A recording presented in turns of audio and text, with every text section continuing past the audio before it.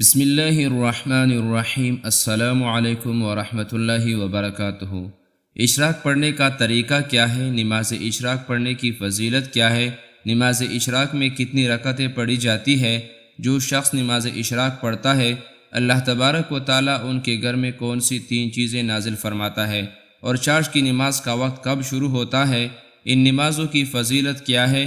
یہ نمازیں کب شروع ہوتی ہے؟ یہ تمام باتیں آج کی اسی ویڈیو میں بتانے والا ہوں۔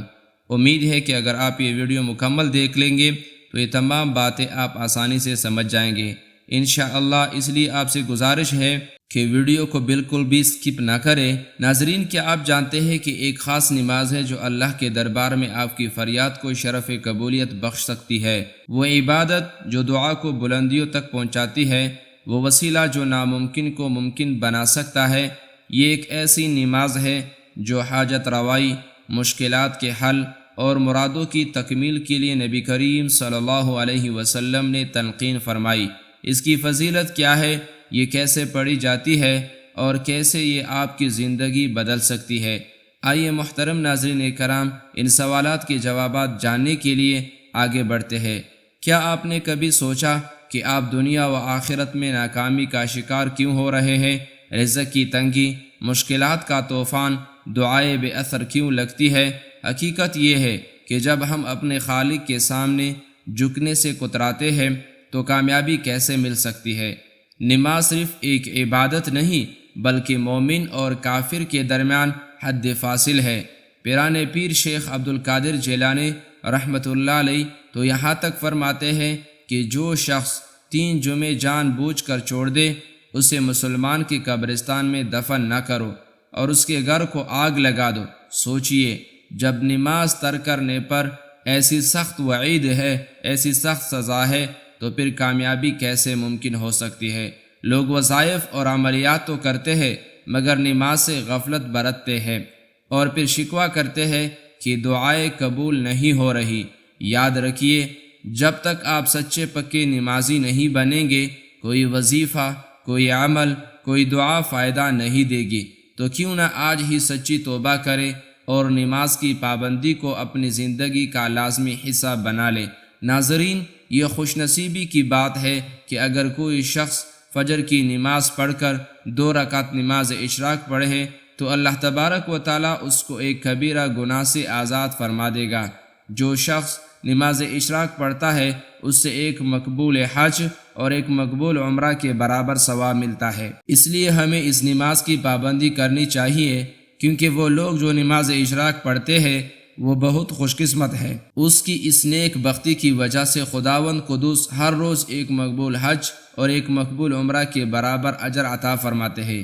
یہ نماز شروع ہو جاتی ہے طلوع آفتاب کے بعد، یعنی طلوع آفتاب کے 20 منٹ بعد نماز اشراق کا وقت شروع ہو جاتا ہے۔ آپ اس وقت نماز اشراق پڑھ سکتے ہیں، یعنی فجر کی نماز ادا کرنے کے بعد آپ اسی جگہ بیٹھے رہے اور ذکر و اذکار کرتے رہے، اور اس کے بعد جب سورج نکلے تو آپ نماز اشراق اور بعد کی نمازیں پڑھ سکتے ہیں۔ نماز اشراق ایک مستحب نفلی نماز ہے جو طلوع آفتاب کے تقریباً 12 سے 15 منٹ بعد پڑھی جاتی ہے۔ محترم ناظرین کرام، اب آپ کو بتاتے ہیں کہ اس کے پڑھنے کا کیا طریقہ ہے، تو ہم آپ کو بالکل آسان لفظوں میں بتائیں گے۔ سب سے پہلے نیت کریں۔ نیت اصل دل کا پختہ ارادہ ہے، زبان سے نیت کرنا یہ مستحب ہے۔ آپ کو ہم آسان لفظوں میں نیت بتاتے ہیں۔ نیت کی میں نے 2 رکعت نماز صلاۃ الاشراق کی، واسطے اللہ تبارک و تعالیٰ کے، منہ میرا کعبہ شریف کی طرف۔ یہی نیت اگر دل کے اندر کرنا چاہے تو اور زیادہ بہتر ہے، لیکن اگر زبان سے یہ الفاظ ادا کرنا چاہے تو یہ مستحب ہے۔ زبان سے نیت کرنا مستحب ہے، ضروری اور لازم نہیں۔ اصل نیت دل کا پختہ ارادہ ہے۔ نیت کرنے کے بعد اللہ اکبر کہنے کے بعد ہاتھ باندھ لیں گے۔ سب سے پہلے ثنا پڑھیں گے۔ ثنا پڑھنے کے بعد اعوذ باللہ، پھر بسم اللہ پڑھیں، اس کے بعد پھر سورہ فاتحہ پڑھیں گے۔ پھر جو صورت آپ کو آتی ہے، یعنی آپ کو یاد ہو، وہ صورت پڑھیں گے۔ اس نماز کے لیے کوئی صورت خاص نہیں ہے کہ یہ صورت خاص ہے، اس کے لیے پہلی رکعت میں فلاں صورت پڑھیں، دوسری رکعت میں فلاں صورت پڑھیں، ایسا بالکل نہیں ہے۔ جو صورت آپ کو یاد ہے آپ وہیں صورت پہلی رکعت میں پڑھ لیں اور دوسری رکعت میں دوسری کوئی جو آپ کو یاد ہے وہ صورت پڑھ لیں۔ اگر آپ ایک ہی صورت دونوں رکعت میں پڑھنا چاہے تو پھر بھی کوئی حرج نہیں، کوئی مسئلہ نہیں، آپ پڑھ سکتے ہیں۔ نماز آپ کی بالکل درست ہوگی، یعنی دونوں رکعتوں میں آپ نے سورہ اخلاص پڑھ لی، آپ کو کوئی اور صورت نہیں آتی تو پھر بھی آپ کی نماز درست ہوگی۔ سورہ فاتحہ کے بعد ایک صورت ملائیں گے، رکوع اور سجود کے بعد آپ کی ایک رکعت پوری ہو جائے گی۔ دوسری رکعت میں کھڑے ہوں گے، پھر سب سے پہلے بسم اللہ پڑھیں، پھر سورہ فاتحہ پڑھیں گے، پھر کوئی اور صورت ملائیں گے، رکوع اور سجود کے بعد پھر قعدہ میں بیٹھیں گے، تشہد، درود اور دعا پڑھنے کے بعد سلام پھیریں گے۔ تو یہ ہے نماز اشراق پڑھنے کا صحیح طریقہ۔ اسی طریقے سے 2 رکعتیں ادا کی جاتی ہے۔ اس نماز کی بڑی فضیلت اور برکات احادیث میں بیان کی گئی ہے۔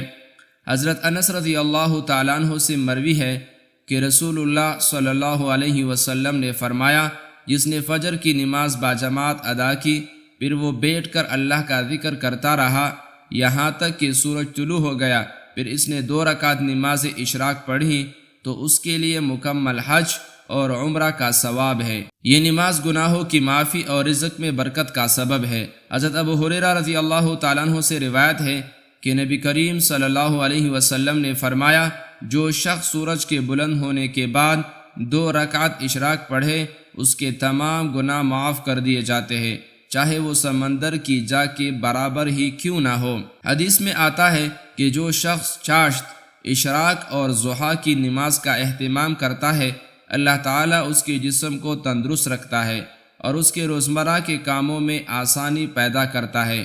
نماز اشراق کا وقت سورج کے نکلنے کے بعد تقریباً 12 سے 15 منٹ کے بعد شروع ہوتا ہے اور قبل الزوال تک رہتا ہے۔